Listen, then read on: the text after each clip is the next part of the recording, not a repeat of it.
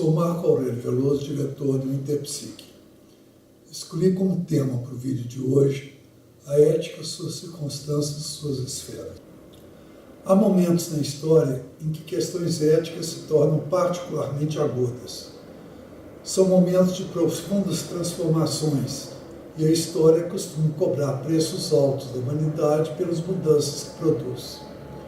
Dados os impasses presentes em nosso momento histórico atual, nada mais natural que indagações sobre ética se façam presentes no nosso cotidiano.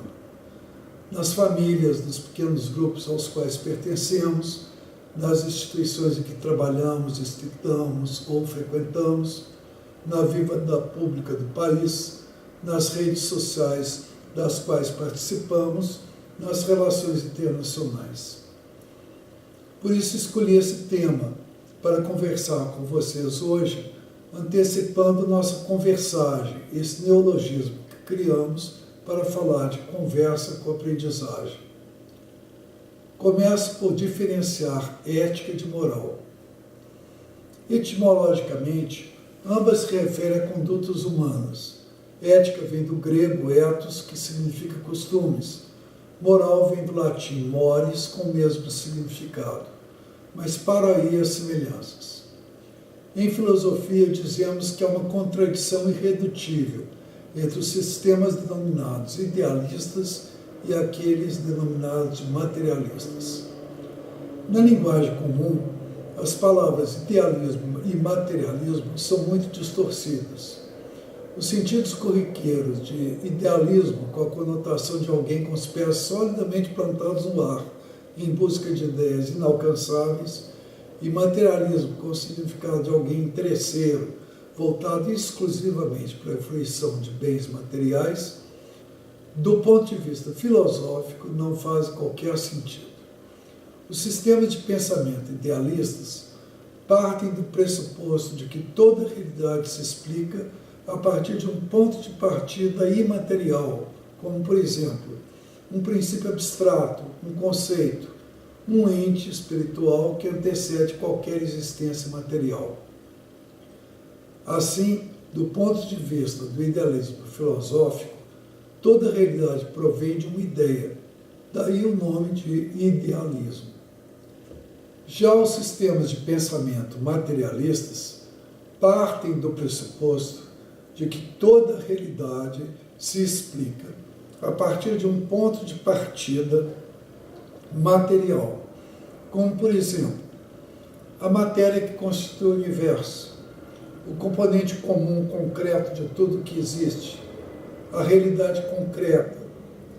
Assim, do ponto de vista do materialismo filosófico, toda a realidade que podemos tocar, assim como todas as ideias, os pensamentos, as representações, os símbolos, as artes, e tudo que podemos imaginar provém da matéria, daí o nome de materialismo. A contradição entre idealismo e materialismo é insolúvel, já que são duas concepções irredutíveis entre si. Não há como pedir a um idealista que aceite o ponto de partida filosófico de um materialista, assim como não há como esperar que um materialista aceite os pressupostos filosóficos de um idealista.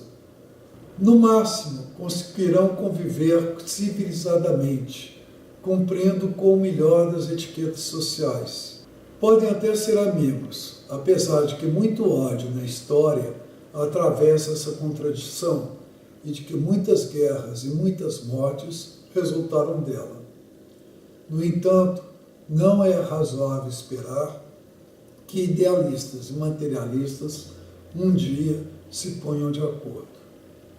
Já que estamos tratando de questões preliminares, é bom abordar um outro ponto. Há também uma concepção de que só o idealismo comporta um humanismo. Isso também é uma distorção. O humanismo idealista pressupõe a ideia de um Deus como mediador e garantidor das relações entre os seres humanos. Na tradição judaico-cristã, somos todos irmãos por sermos filhos de Deus. Já o humanismo materialista considera que são os próprios seres humanos os únicos responsáveis pela construção de vínculos equânimes, do respeito de uns pelos outros, sem a necessidade da constante mediação de um Deus. Vamos voltar à distinção entre moral e ética. Diremos que moral corresponde ao capítulo dos sistemas de pensamento idealistas que trata das condutas humanas. É comumente professado pelas religiões. Já a ética, por sua vez, corresponde ao capítulo dos sistemas de pensamento materialistas que trata das condutas humanas. É adotada mais frequentemente pelos cientistas. Vamos examinar melhor cada uma delas.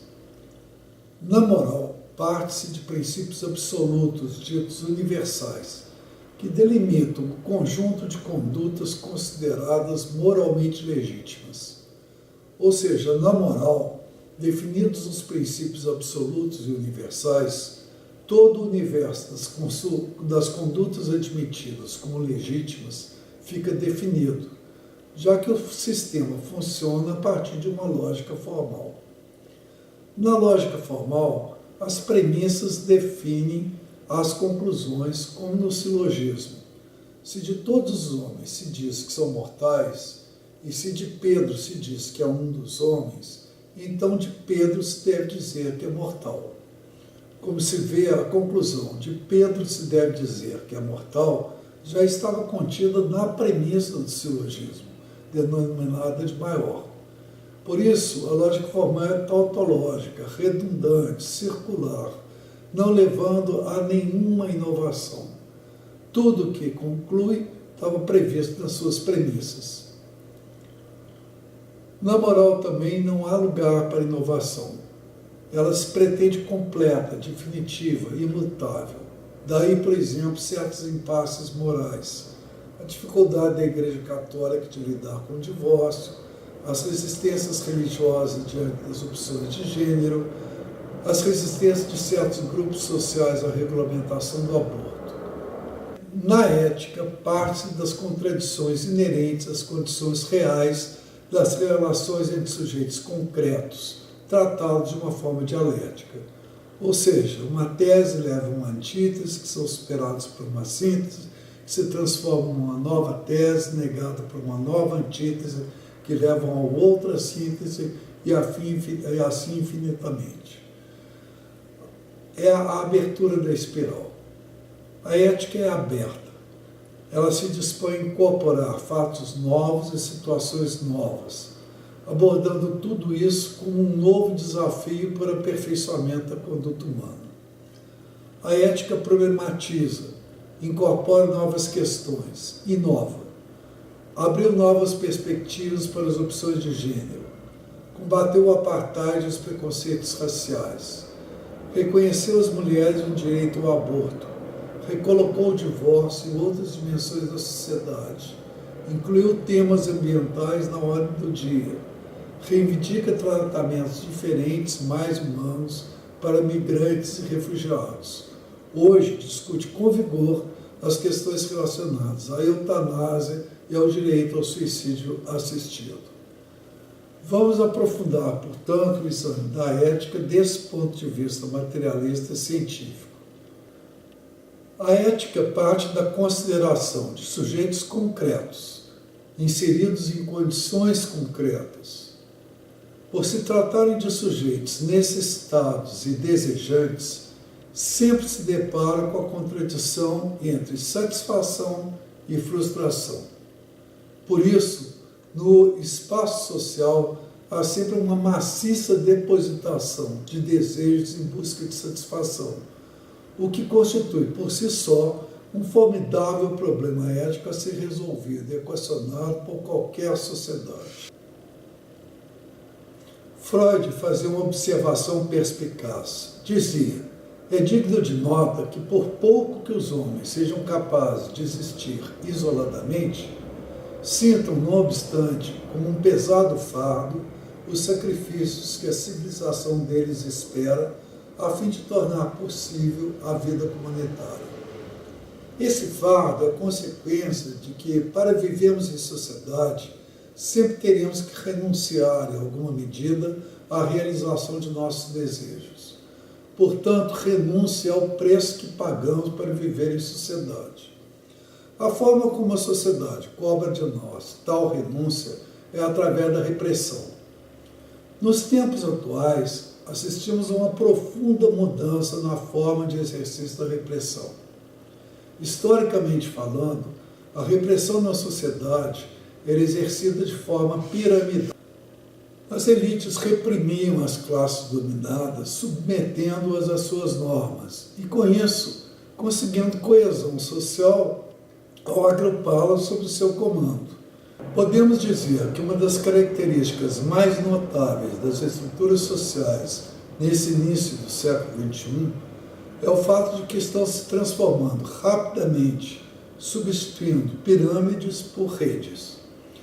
Com a revolução da microinformática, da telemática, das comunicações e dos transportes, nos tornamos cidadãos do mundo e a repressão passa a ser exercida cada vez mais em rede. Esse novo tipo de repressão impõe mudanças ideológicas, instila ódios, chega a derrubar governos. É o que eu chamo de coerção coesiva, sendo substituída pela coesão coercitiva. É a força da internet que pode ser usada tanto para o bem quanto para o mal. Desde a passagem do século XIX para o XX, a mudança desse padrão já começava a acontecer com a disseminação dos meios de comunicação de massa. Por participar de redes sociais das mais diversas naturezas, as pessoas se descobrem capazes de exercer pressão umas sobre as outras. Percebem que podem coagir outras pessoas, forçando mudanças de comportamento. Além disso, podem exercer pressão no sentido de mudança de ideologia. Podem ocorrer verdadeiros linchamentos digitais, com os denominados assassinatos de reputações.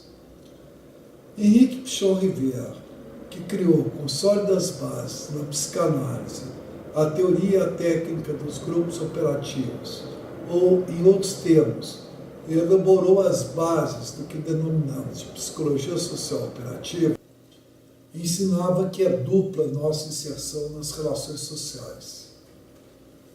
Na dimensão da verticalidade, a sucessão de eventos da história individual que determinam nossa identidade. Na dimensão da horizontalidade, a história coletiva na qual se desenrola nossa história individual.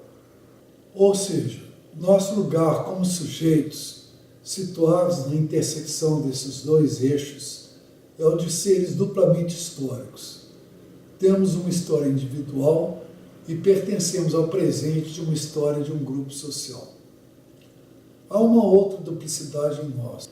Em nossas interações sociais, ocupamos um lugar concreto e um lugar representacional, imaginário, que constitui nosso mundo interno.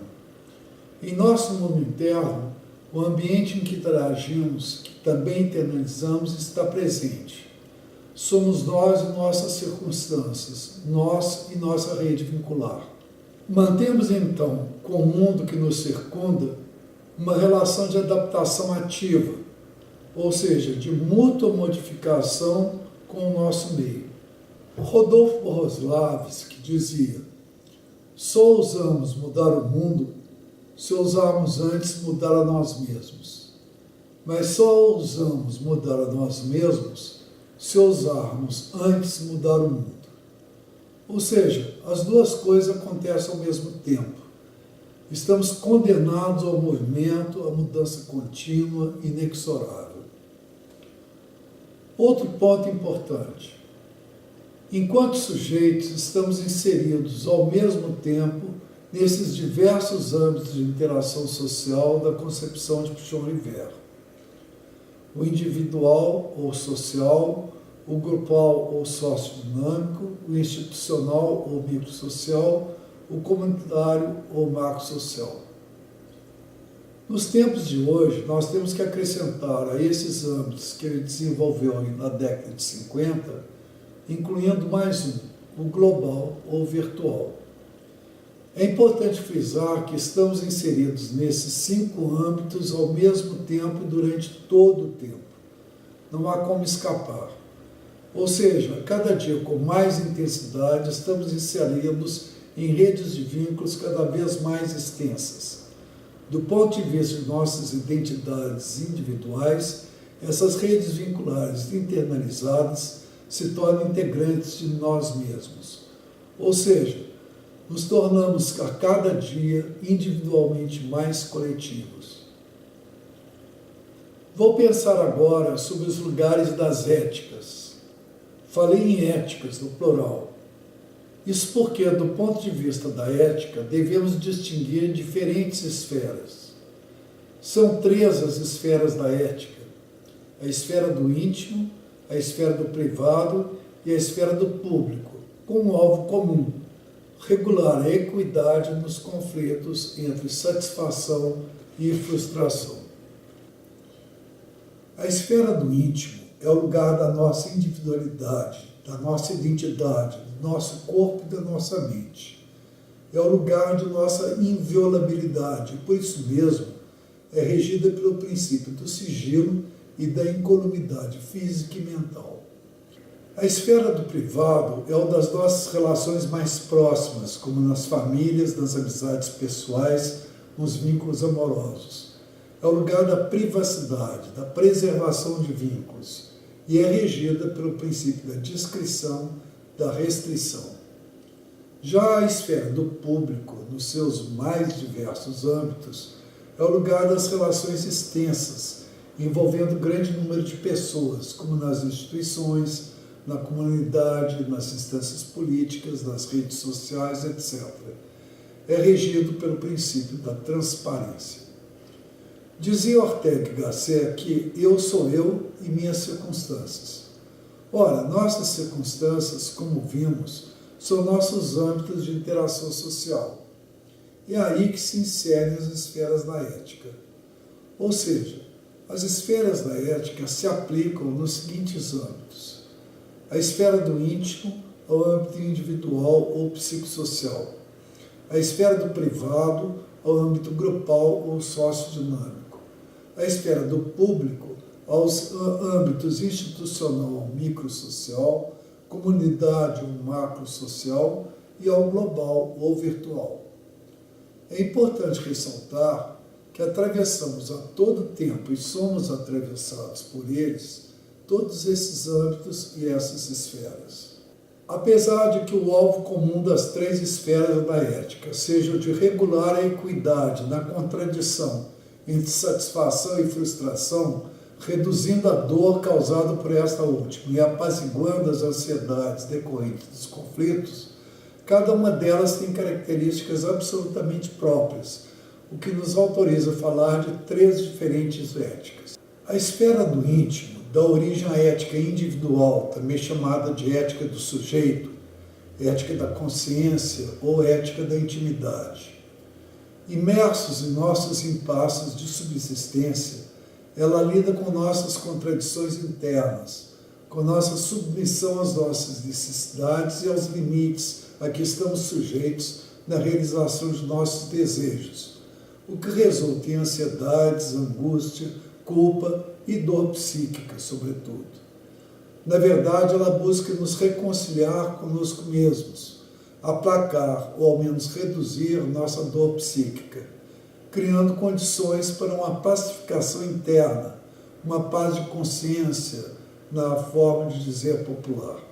A ética individual tem algumas implicações fundamentais. Dizia Pichon Rivière que nosso primeiro compromisso ético é com a vida, ou seja, com a preservação de nossa existência, de nossa integridade física e psíquica. Num episódio dramático de sua vida, para convencer Vicente Zito Lema a deixar a Argentina, dado o risco que corria de ser sequestrado por milícias da ditadura, apelou para este argumento, exigindo dele uma atitude de autoproteção. Daí resulta uma demanda irrenunciável, comum a todos nós, que manifestamos nas esferas do privado e do público.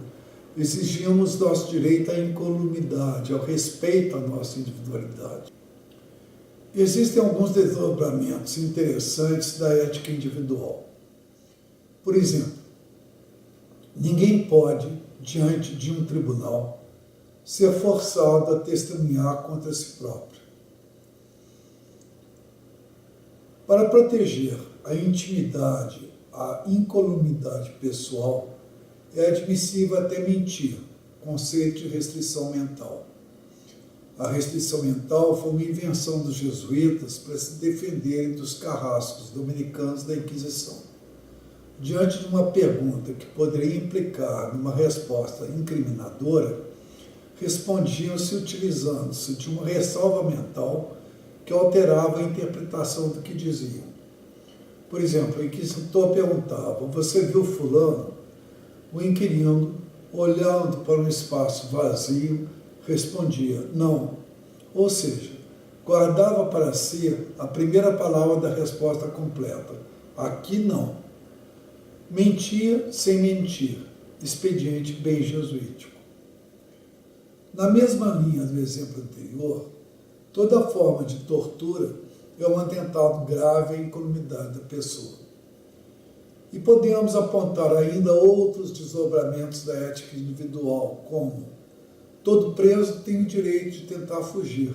É lógico que a sociedade também tem o direito de impedi-lo.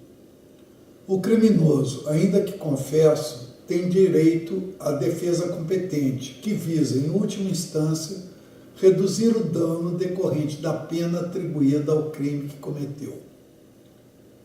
Do mesmo modo, o advogado que defende esse criminoso exerce seu papel com toda a legitimidade ética, não sendo obrigado, por exemplo, a fornecer ao juízo informações de que disponha e que incriminem seu cliente, o sigilo profissional. Passemos à esfera do privado. Dá origem à ética de princípios, também chamada ética da responsabilidade. A etimologia de responsabilidade é a mesma de resposta. Portanto, a ética de responsabilidade é a ética da relação com o outro. Esse mesmo outro que, na expressão de Sartre, é também nosso inferno, porque compete pelas satisfações dos nossos desejos. Enquanto preceito, o que orienta essa esfera é a ideia de não fazer ao outro o que não queremos que faça a nós mesmos. Algumas implicações fundamentais da ética de responsabilidade. O ponto de partida da ética da responsabilidade é o reconhecimento do outro e da diferença. Somos todos igualmente humanos, mas por isso inexoravelmente diferentes. Vejam bem, é na constatação da diferença que está o alicerce da equanimidade. Para sermos equânimes, na expressão popular, para sermos justos, é necessário reconhecer, em primeiro lugar, que somos diferentes. Ora, se somos diferentes, nossas necessidades e nossas expectativas de satisfação não são iguais, e menos ainda nossa tolerância à frustração. A ética da responsabilidade pode ser entendida também como a ética do cá entre nós, do fica entre nós, o que exclui quem não faz parte da rede de vínculos envolvida. É o cai fora, o fica fora disso. Corresponde, na expressão popular, ao roupa suja se lava em casa. Envolve exclusivamente os sujeitos que participam das disputas. Por isso, do ponto de vista do direito, algumas questões são tratadas sob sigilo, como nas varas de família. Outro desdobramento da ética e da responsabilidade, muito importante nos dias de hoje, refere-se à exposição pública de conflitos privados, que acarreta graves danos à preservação da integridade dos envolvidos. Por isso, em tempos de superexposição a recursos digitais, a questão da privacidade vem se tornando cada dia mais um problema da maior relevância. Haveria inúmeros outros exemplos para ilustrar esse ponto, mas deixo essa tarefa para vocês para enriquecermos nossa conversagem. Agora vamos à esfera do público.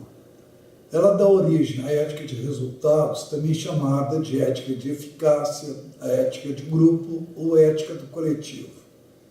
É a ética do bem maior e do mal menor. Orienta a formulação de políticas públicas nas áreas de economia, saúde, educação, segurança pública, etc. Ficou famosa a expressão de Simone Weil, falecida há pouco, quando foi cumprimentada pela vitória na regulamentação do aborto na França. Ela disse, é o mal menor.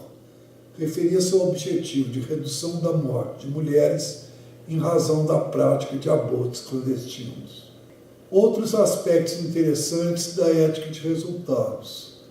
A ética da democracia, que pode ser formulada como o direito da maioria, pressupondo-se que a opção feita pelo maior número de eleitores corresponde ao bem maior ou ao bem comum. No entanto, a maioria não pode limitar os direitos das minorias, particularmente seu direito de vir a se tornar maioria, conforme nos ensina Bob. A ética de resultados parte do princípio de que os fins justificam os meios, desde que os meios não contaminem os fins perseguidos, também na formulação de Bob. Pressupõe a existência de um Estado organizado, ao qual se reconheça o direito, por exemplo, ao monopólio da violência, dentre outros. Há uma exceção à transparência que merece ser ressaltada. Apesar de a esfera do público estar regida pelo princípio da transparência, é interessante ressaltar as assim chamadas razões de Estado e seus paradoxos significativos. Fundamentam-se no princípio de que o Estado, visto como o bem maior da sociedade ou da nação, tem o dever de garantir sua própria permanência e, para isso, preservar seu poder, valendo-se de todos os meios para tanto, inclusive do sigilo, o segredo de Estado. As razões de Estado envolvem questões estratégicas no campo econômico, político, diplomático, tecnológico e militar, principalmente quando está em causa a defesa do território, dos interesses e da soberania nacionais. Proposições estratégicas são necessariamente sigilosas, não devem ser do conhecimento dos competidores ou inimigos. Meu falecido sócio se referia a um colega professor, dizendo, é um excelente estrategista, só tem um defeito, ele conta as estratégias que inventa. Entre nós, uma questão grave relacionada a esse tema é a do impedimento ainda vigente ao acesso à documentação relativa às vítimas da repressão militar durante a ditadura. Há muitas famílias entre nós que ainda não sabem do destino final dos restos mortais de seus membros, e esta informação lhes vem sendo negada sistematicamente com a alegação de sigilo de Estado. No campo da psicologia, psicoterapia e das intervenções institucionais e psicossociais em geral, é fundamental ter em mente esses conceitos. Em psicologia clínica, institucional ou comunitária, utilizamos o conceito de enquadramento para definir o campo da intervenção profissional. Blecher definia enquadramento como um conjunto de variáveis que fixamos para delimitar o campo dentro do qual nós trabalhamos com as variações. As variáveis comumente fixadas são horário local, finalidade, participantes, remuneração do profissional, responsabilidades e outros pontos necessários. O enquadramento é sustentado no contrato entre profissional e cliente, seja ele individual ou coletivo. Considerando os âmbitos de interação, há diferentes enquadramentos possíveis. No âmbito individual ou psicossocial, a esfera do íntimo, temos as terapias individuais, os aconselhamentos e as práticas de orientação. No âmbito grupal ou sociodinâmico, esfera do privado, podemos elencar as terapias de casal, as terapias de família e as terapias de grupo. Já no âmbito institucional ou microsocial, esfera do público, temos os enquadramentos das consultorias institucionais, dos processos de análise institucional, trabalhos de integração de equipe ou intervenções de resolução de conflitos. Abordando o âmbito das comunidades ou macros sociais, esfera do público, temos as intervenções comunitárias, planejamento comunitário e outros trabalhos desse tipo. Finalmente, no âmbito global ou virtual, também da esfera do público, existem trabalhos de eventos virtuais assemelhados. Segundo esses âmbitos e esferas, cada um dos enquadramentos de intervenção exigirá cuidados específicos do ponto de vista ético. Mas este já é um outro tema que ficará para uma futura conversagem. Se você quiser mais material a respeito do que foi falado neste vídeo, procure no Google o seguinte artigo: Corrupção, custos psíquicos. É um texto que escrevi e que contém referências bibliográficas e outras ideias a respeito desse tema. Minha expectativa é a de que as ideias aqui expostas nesse vídeo tenham despertado em você o desejo de conversar mais sobre esse nosso tema. Esperamos por você com outras contribuições para a nossa conversagem. Acesse o nosso site e faça sua inscrição. Obrigado pela sua atenção e até breve.